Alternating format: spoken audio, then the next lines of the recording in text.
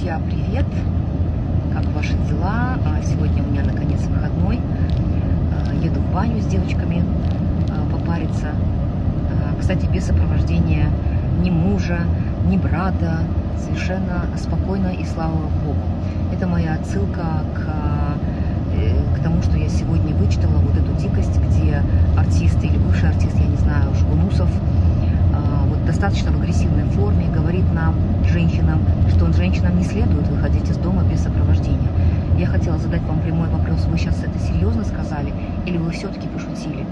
И я думаю, что следует бы извиниться, по крайней мере, до тех пор, пока мы живем по Конституции. Мы не живем по шариату, мы живем в светском государстве, и мы образованные люди. И, пожалуйста, ни в коем случае в публичном поле будьте осторожны в таких выражениях. Никто у вас спрашивать не собирается. В сопровождении кого? Мы, казахские женщины. Поэтому еще раз хотелось бы добавить, что не следует мужчинам с бородами, особенно известным мужчинам, указывать нам, женщинам, куда нам ходить, с кем нам ходить и в чем нам ходить.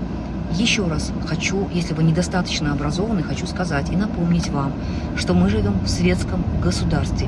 Мы не живем по законам шариата.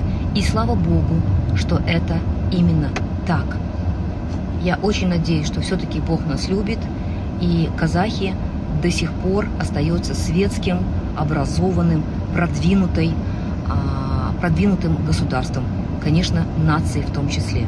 Поэтому я вас очень прошу не затуманивать головы женщинам, мужчинам в светском государстве. Если вас что-то не устраивает, вы всегда можете уехать в Афганистан, в Иран, в Ирак. Пожалуйста. Казахи до ислама они приняли сравнительно недавно, были тенгрианцами. Я думаю, что многие казахи рано или поздно это поймут и вернутся к истокам.